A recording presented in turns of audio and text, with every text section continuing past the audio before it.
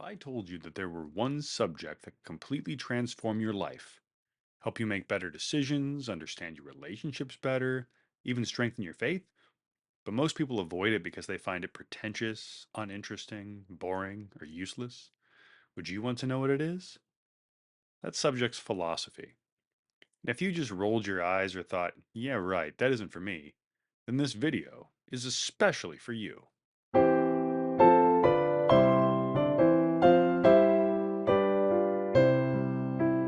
I get it. If you're just starting to study philosophy or have never looked at it before, chances are when you hear the word philosophy, you think of one of three things. First, you might think of old dead Greek guys with long beards that are kind of balding, and they walk around going, like, what is truth anyway, man?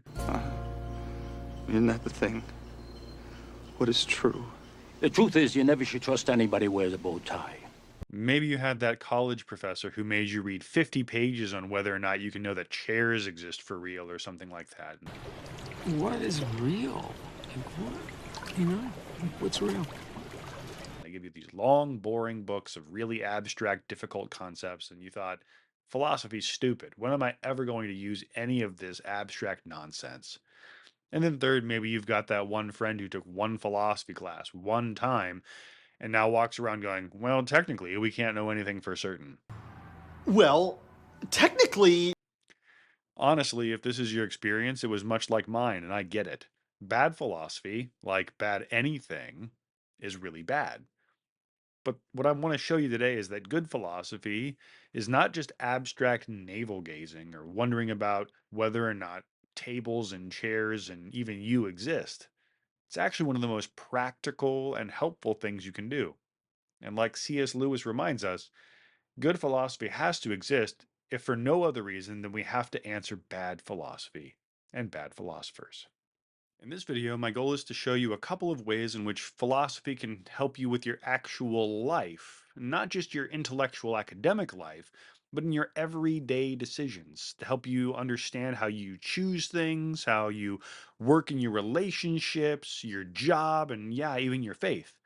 We'll talk about how philosophy gives you the tools for thinking clearly, helps you navigate information in an information overloaded world, and strengthens your faith rather than weakening it. All around, the goal of philosophy is just to make you a better person. And in the end, I'll give you a couple of philosophical questions to help you jumpstart thinking critically about your world. Now, one of the reasons why I care about this so much is because, like many of you, when I started off college, I thought philosophy was all kind of one big joke. It was all questions and no answers. It was these old guys who pontificated about nothing important. I was interested in doing real things. I wanted to go study something to do something real. In a long roundabout journey, I ended up as a philosophy professor. The reason I'm telling you all this is just to make the point that when you really understand what philosophy does, it's not just abstract questioning. It's not just all answer or all questions and no answers. It's actually a thing that helps you understand all of reality. And for Christians, philosophy isn't the enemy of faith. It's actually faith's best friend. For most of Christian history, philosophy was considered the handmaiden to theology and faith, not its enemy. Here's the first reason that philosophy matters: it teaches you how to think clearly about complex issues. Think about the conversations going on in our culture today. There's social media, and politics, and scandals, relationships, and work. Everyone has opinions, but few people have been taught how to think clearly about those opinions. Philosophy gives us what I like to call thinking tools, and we can trace these back to the very beginning. Plato, one of the sort of founders of philosophy as we understand it today, wanted us to look beyond surface level conversations and look at deeper truths, the things that he called shadows on the wall, as opposed to the source of light. Plato wanted us to turn from looking at the shadows and go, what is the light behind the shadow? In other words, when someone makes a claim, Plato's asking us, what's really going on with the thing this person is saying? What are their underlying assumptions and beliefs that are leading to the thing that's being said?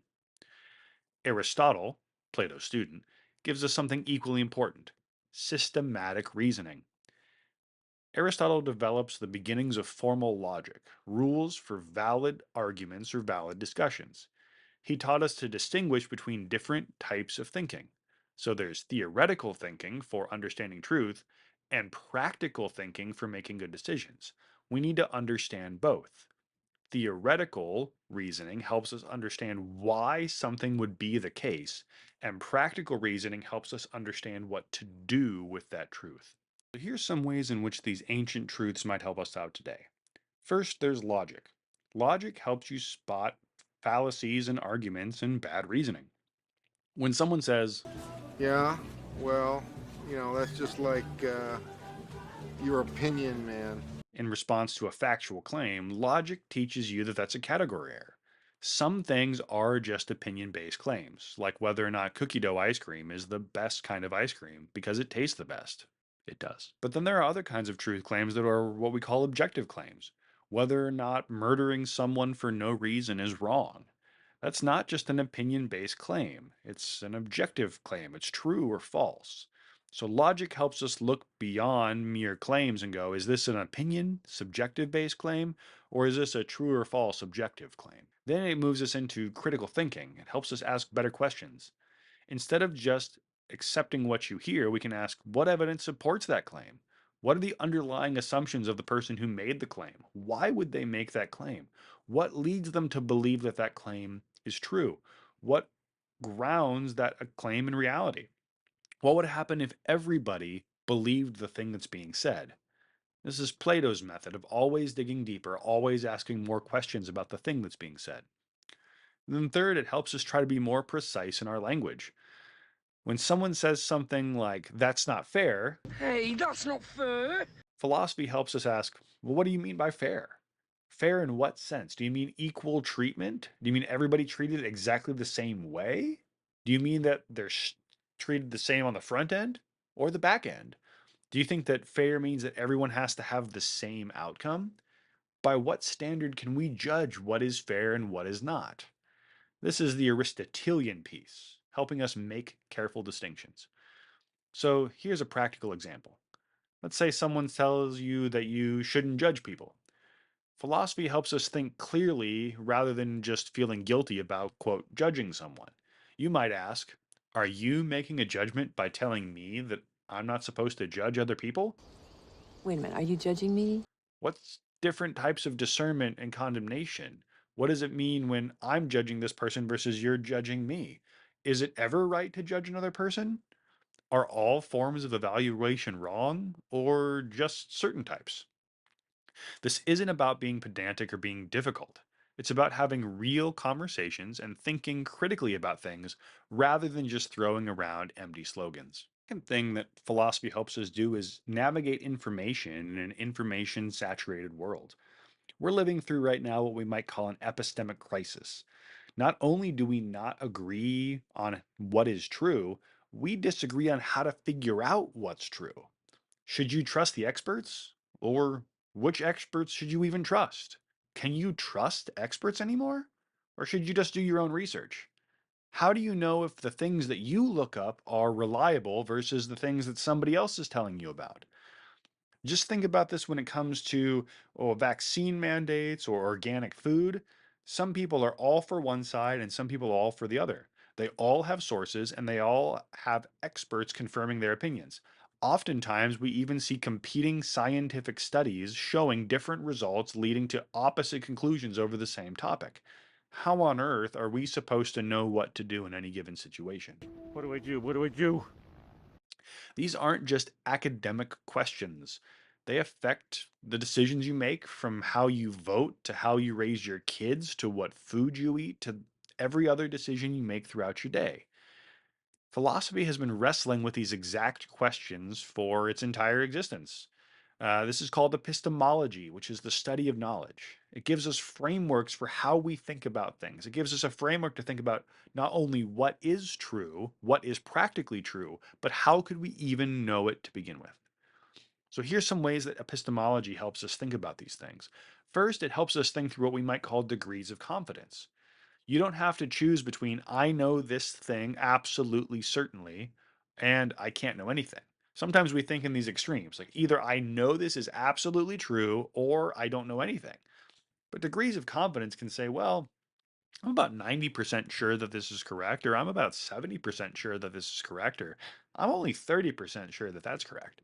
We don't have to always think in percentage opinions, but what knowing epistemology helps us do is go, well, I think that this is more true than not, and so I'm going to believe this thing over this thing.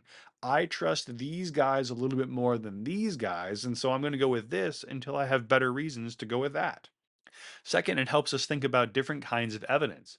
So, scientific evidence is great for some things, but it's completely useless for other things. It can't tell us, for example, whether or not murdering is wrong. It only tells us what happens when we murder someone. Scientific evidence only gets us to a certain point and it only helps us understand certain kinds of things, but it doesn't help us understand everything. Historical evidence follows different rules than mathematical proofs. So when you study history, you have to study history in an entirely different kind of way than you study mathematics. And personal experience is valuable. It's often a kind of experience that helps us understand things, but it's limited. Revelation from God, perhaps, or from somebody else is also good. And tradition and the way that people have done things for a very long time also provides a certain kind of evidence. And it does so in a way that empirical scientific studies simply can't. So, understanding different kinds of evidence gives us different tools for evaluating truth claims. And then, third, this helps us understand that we need to be humble. It gives us a sort of sense of intellectual humility. A thing I like to tell students all the time is approach it as though you might be wrong. If you understand that other people might have different experiences or different evidence or different reasons for thinking something to be the case, you can come to accept that they might actually be right and I might actually be wrong. That doesn't mean that you are wrong. It just gives you a reason to go, I want to learn from that other person. It gives us a recognition that smart, well informed people can disagree about things, and this includes you. You might be wrong about things you're actually confident about. That's not being relativistic, thinking that everyone's truth is all equal. It's just saying that it's real. One way to think about this is have you ever changed your mind about something? I changed my mind. Hopefully you have. Hopefully somebody somewhere has said something to you and that went caused you to go, "Ah, that's actually a better opinion than the one I have. I'm changing my mind." Here's a concrete example. During the pandemic, this sort of philosophical approach helped me think about things like masks, vaccines, business closures. Instead of just picking a team and believing everything on that side of the aisle, I could sit back and ask, what evidence supports either of these claims? What are the experts saying? Can I actually trust those experts? What about the information that I find on my own?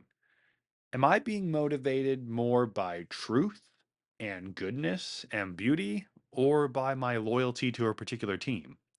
More importantly, what are the costs if my position's wrong? What are the benefits to the people that I disagree with? Why would they believe what they believe? Why might I think that that's the case? What happens if I need to change my mind? What could be the consequences of this? Now, all of that gave me a stronger opinion ultimately at the end. It made me more resolute in my convictions because I actually systematically thought through the thing I was trying to do, the thing I was trying to believe. It gave me more confidence in my position, not less. That kind of thing is an intellectual maturity that we desperately need in our lives today. Third, and this may surprise some of you, philosophy is actually a friend to the Christian faith. It doesn't harm it. It helps us confirm and strengthen our faith rather than weakening it. Now, this might sound counterintuitive to some people. Some Christians have been taught that philosophy is an enemy to the faith, that it causes us to doubt or to be skeptical or to think that truth is relative. And yes, there are some non Christian philosophers out there. But to say that philosophy is damaging to the faith because some philosophers are atheists is like saying mathematics is damaging to Christian faith because some mathematicians are atheists. Just because there are people who disagree with us in a field does not mean that field itself is problematic. Here's the truth. Good philosophy and good theology and good biblical studies are all asking the same questions from different angles, and they often come to the same conclusions. Philosophy, for example, asks, what are our moral obligations? And theology answers, God's character and the things he says. Philosophy asks, why is there something rather than nothing? And theology says, because God made it. Philosophy asks, what gives life any meaning? And theology says, a relationship with Christ and fulfilling his purposes gives our life meaning. Some of history's greatest philosophers were Christians. Of course, you've got Augustine and Boethius, Aquinas, Anselm, Descartes, Pascal, Kierkegaard, and even the modern Alvin Plantinga. They didn't see philosophy as an enemy to their faith. They saw it as faith's intellectual ally. So, on one hand, you've got faith and belief, philosophy, and even good theology come along and strengthen that faith. So, here's how philosophy can help your faith. First, it gives you better reasons for what you believe. Instead of saying something just like, the Bible tells me so, which is true, but not always persuasive, it can also explain why you believe in God and why God makes sense of things like consciousness, morality, the fine tuning of the universe, and human dignity. It can also help you handle doubts. When someone challenges your faith, philosophy gives you tools for answering their objections. Is this a genuine intellectual problem that's being raised, or is somebody just using rhetorical trick? Are they just trying to mess with me using fancy words?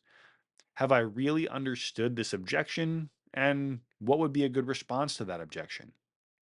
And then third, it makes you a better evangelist. When you understand how non Christians think and you understand their philosophy, their assumptions, their values, their moral obligations, and their intellectual obstacles, you can build bridges instead of just throwing Bible verses at them. And not that using the Bible is a bad thing. We ought to use the Bible. But rather than just throwing Bible verses at people who will discount them, you can answer them in different ways, and you can show them how the Bible ultimately explains all of reality better. You can often challenge their assumptions well, and then show them that the Bible provides a better standpoint and a starting point, rather than just saying, well, the Bible says this, and therefore you should believe it. So let's give an example. Someone says something like, I can't believe in God because there's so much evil in the world. Philosophy helps you respond thoughtfully. You might explore, what do you mean by evil? If there is no God, would there actually be anything such as objective evil? Would you think that there are good reasons for an all loving God to maybe permit some evil? What would a world without the possibility of evil even look like? This isn't about winning arguments. This is about having conversations about things that matter the most. So here's one kind of philosophical argument that C.S. Lewis presents.